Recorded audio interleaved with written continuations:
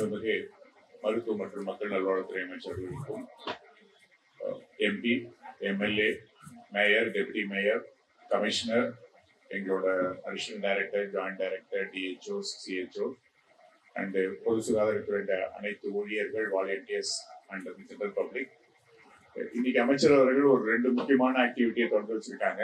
So ஒன்று வந்து நம்ம கமிஷனர் எக்ஸ்பிளைன் பண்ண மாதிரி ஒரு பாலிகிளினிக் சர்வீஸ், நிறைய ஸ்பெஷலிஸ்ட இந்த பகுதியிலே தொடர்பு கொள்ளக்கூடிய ஒரு சர்வீஸ் இன்னைக்கு இங்க ஆரம்பிச்சு வச்சது. இன்னும் ஒரு 25 இடத்துல இந்த சர்வீஸ் ஆரம்பிச்சிருக்காங்க. இன்னொன்னு ஒரு 11 கோடி ரூபாய்க்கு மேல ஒரு 25 கட்டிடங்கள் இன்னைக்கு தொடர்ந்து வச்சிருக்காங்க. இதனோட ஐடியா என்னன்னா, பொதுமக்களுக்கு அவங்க இருக்க பகுதியிலேயே எல்லா விதமான சேவைகளும் பிரைமரி கேர்ல, அதாவது உங்க வீட்டுக்கிட்ட இருக்கிற இந்த மாதிரி சின்ன ஹாஸ்பிட்டல்லயே கொடுக்கறதா இருக்கும். ஸோ ஃபார் எக்ஸாம்பிள் ஒரு கர்ப்பிணி பெண்கள் இருக்காங்கன்னா அவங்களுக்கு தேவையான எல்லா சேவைகளும், அதாவது ரிஜிஸ்டர் பண்ணி அவங்க அந்த 10 மாதத்துல கொடுக்கக்கூடிய எல்லா சேவைகள், அதுக்கப்புறம் டெலிவரி, போஸ்ட்நேட்டல் எல்லாம் கொடுப்பாங்க.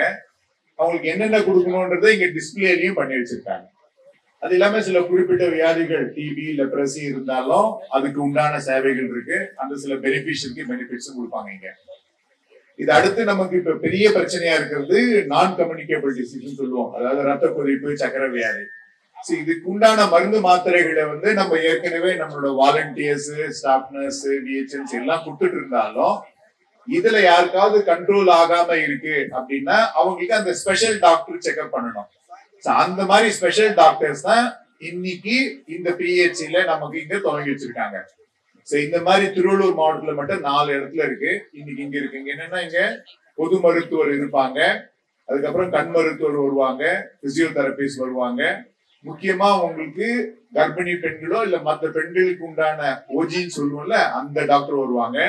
குழந்தைங்களுக்கான டாக்டர் வருவாங்க. இவங்க எல்லாமே வந்து சாயந்தர டைம்ல இந்த பிஹெச்ல வருவாங்க. பொதுமக்கள் இந்த சேவையை பயன்படுத்திக்கலாம்.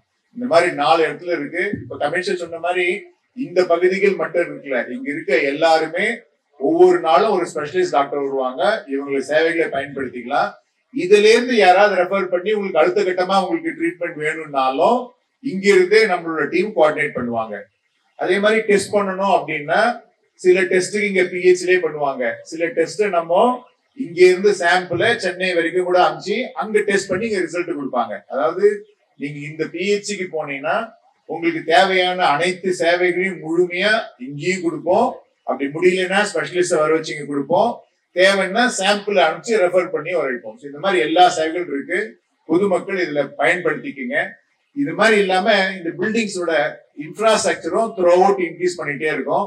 இன்னைக்கு மட்டும் 11 கோடி அளவுல இப்ப பண்ணிருக்கோம். இந்த மாதிரி அமைச்சர் ஒவ்வொரு ஊருக்கு போகும்போதும் குறைஞ்சபட்சம் ஒரு 25 கட்டடங்களாவது 10-15 கோடிக்கு அதிகமான செலவுல பண்ணிட்டு இருக்கு. இந்த மாதிரி பண்றதால கட்டமைப்புகள் வளர்ந்துட்டே இருக்கு. நீங்களும் யூட்டிலைஸ் பண்ணிக்கங்க. இதையும் தாண்டி இப்போ மக்களை தேடி மருத்துவம் அப்படிங்கிற திட்டத்துக்கு போறோம். வீடை தேடியே வந்து எங்களோட வாலண்டியர்ஸ் வந்து உங்களுக்கு தேவையான மருந்து மாத்திரைகளை கொடுப்பாங்க. இதையும் யூட்டிலைஸ் பண்ணிக்கங்க.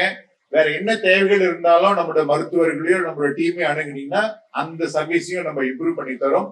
இந்த வாய்ப்பை பயன்படுத்திக் கொள்ளுமாறும் இந்த வாய்ப்பை எங்களுக்கு அளித்த அமைச்சர்களுக்கும் நன்றி.